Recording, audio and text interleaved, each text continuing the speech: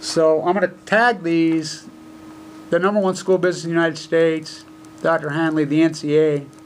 We've had it with the NCAA. He'd had it with the NCAA. Now remember, this is the #1 college football player in the history of this school, bar none. He played at BYU. He's born and raised in Ogden. He played tackle. All-American. Beast. I mean a beast.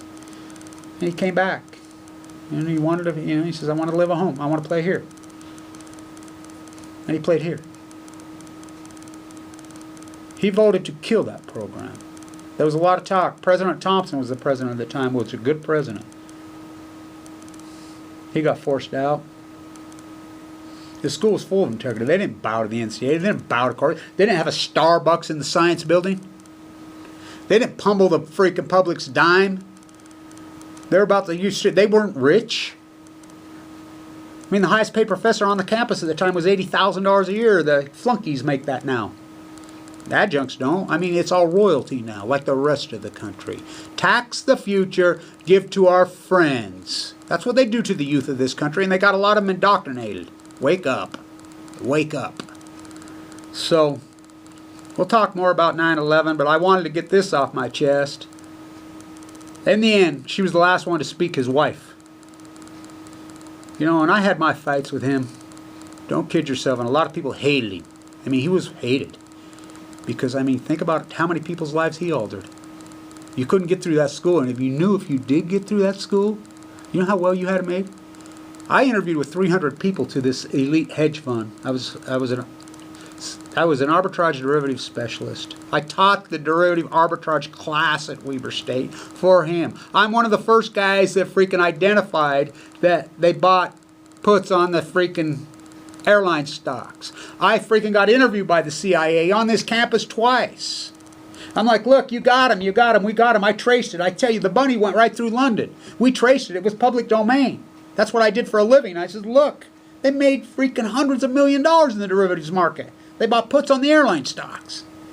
Bush gave us a lecture. We'll follow the money. We got him. Until he followed the money right to his freaking brother Bandar. That's one thing with Michael Moore. And I'm not a fan of Michael Moore's at all because of his stance on nuclear energy. But I'll tell you what, Fahrenheit 9/11, you want to talk masterpiece? That's a masterpiece. And he goes into the freaking first responders. And again,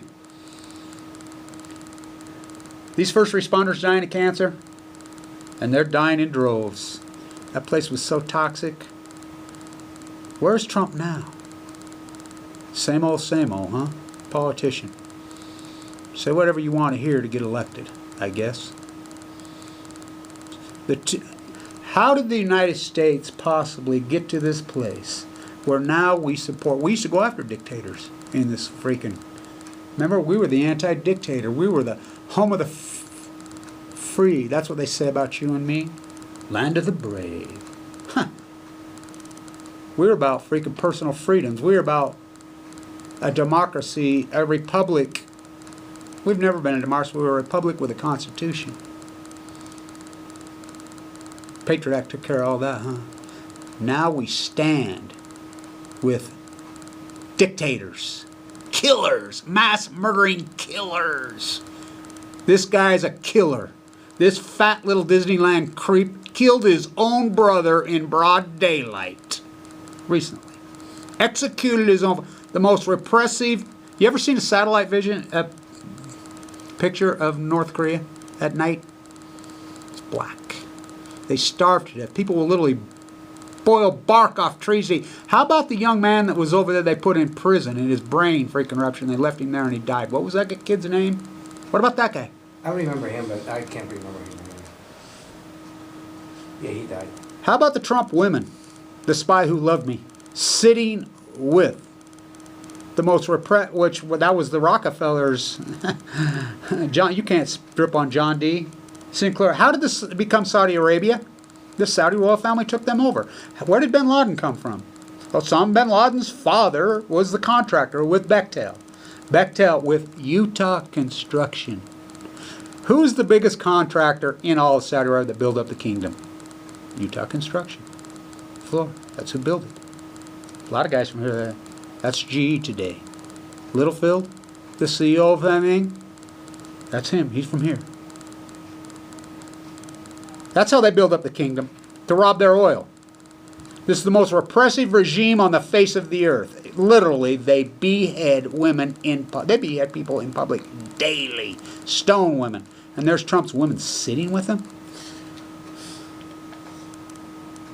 Great man. Putin's a great man, according to this guy. He went on television. Why he's in Japan at the G20.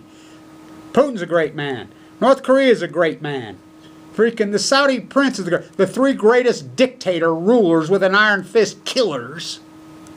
Like I said, I was no fan of John McCain's.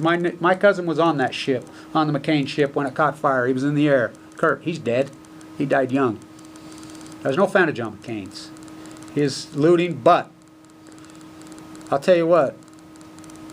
He was totally 100% right about this freaking scumbag in North Korea. Great man.